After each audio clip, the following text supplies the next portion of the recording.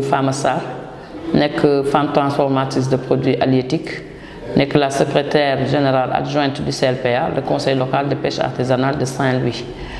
Nekk aussi la présidente d'une union locale de femmes transformatrices, maraîcheuses, micro-maraîcheuses, Juillet dans sa doole. Tout d'abord, on voudrait parler de la transformation. Mais on ne peut pas quand même débuter de parler de la transformation sans pour autant parler de la pêche, qui est une filière.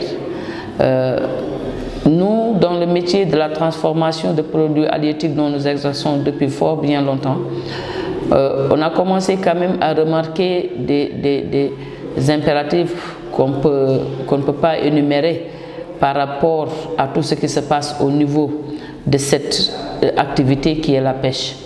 Tout d'abord, la femme transformatrice ne peut pas exercer son métier sans procréer de la matière première. Et pour qu'il y ait cette matière première, il va falloir que nos braves pêcheurs reviennent quand même de cette pêche.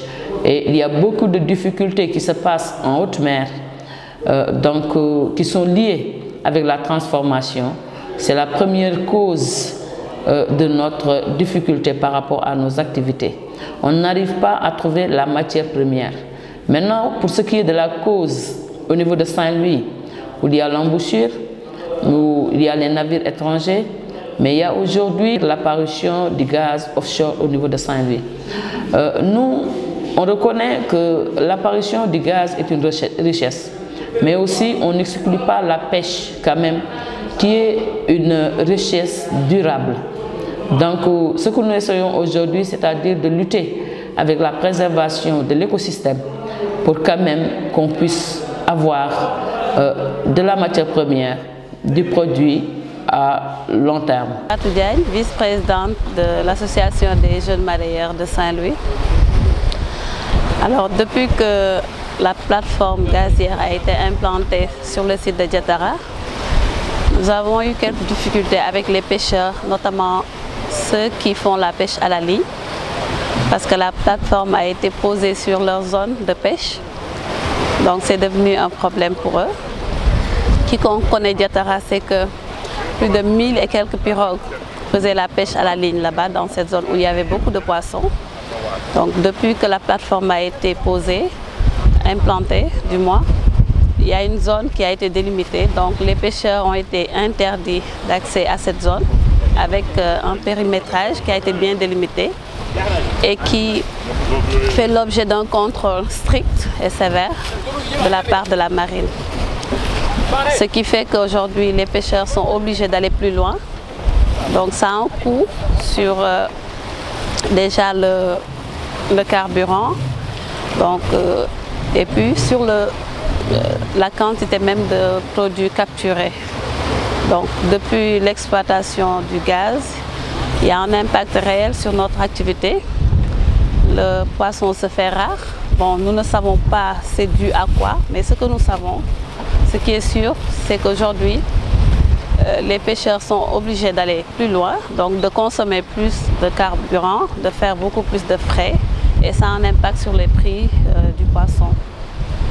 Et l'autre conséquence, c'est que les gens se retrouvent tous au niveau d'un même lieu, notamment à Kayar, où il y a eu des problèmes. Bien sûr, Kayar, les pêcheurs de Saint-Louis quand même sont habitués d'aller à Kayar depuis des années, bien avant même notre naissance. Nos grands-parents jusqu'à nos jours ont l'habitude de passer des saisons à Kayar, faire leurs activités là-bas.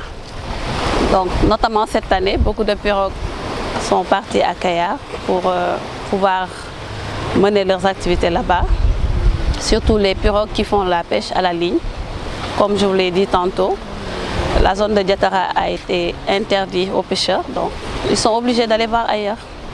Et ça a un impact réel sur nous, puisque pareil moment, il y avait beaucoup de poissons. Maintenant que ces pirogues-là ne sont plus là, donc le poisson se fait beaucoup plus rare à Saint-Louis. Du coup, ça coûte plus cher et jusque même vers le consommateur qui le sent. Madame Niayaram Fall, je suis la secrétaire générale du GIE des femmes transformatrices Bokokol Diambaroussine, qui est logée à l'Hydrobas, tout juste derrière les cimetières de Tchakadia. Mais les impacts qu'on a ressentis concernant l'exploitation du gaz et du pétrole, c'est une diminution de la ressource. Parce que la zone de pêche est assez limitée Et raison de plus, ça va se répercuter sur la capacité de production des femmes et ensuite sur les revenus des femmes transformatrices. L'État du Sénégal doit voir renégocier encore la convention avec la société qui est chargée de l'exploitation du pétrole pour permettre à nos pêcheurs, parce que la zone où se trouve le pétrole, la zone où est implantée la plateforme, c'est la zone la plus poissonneuse de l'Afrique. C'est une zone upwelling, comme a tendance à dire les géographes. Donc, les pêcheurs ne peuvent pas s'empêcher d'entrer dans cette zone-là, parce que c'est la zone non seulement la plus poissonneuse, mais ensuite, avec la rarification de la ressource, les impacts du changement climatique, c'est nécessaire de non seulement de revoir la convention qui est avec la société pétrolière BP, mais ensuite trouver des alternatives pour permettre à nos pêcheurs de pouvoir pêcher dans les autres mers et ensuite augmenter les licences de pêche avec la Mauritanie pour permettre à plusieurs pirogues de pouvoir aller pêcher en Mauritanie et ensuite aller ici débarquer ici. Et même aussi penser à l'industrialisation de la pêche artisanale, parce qu'avec nos équipements-là, on peut vraiment renforcer les équipements de pêche pour aller pêcher dans les autres mers. C'est une alternative que vraiment nos autorités peuvent penser pour pouvoir diminuer ces problèmes qu'on rencontre avec les exploitations du pétrole.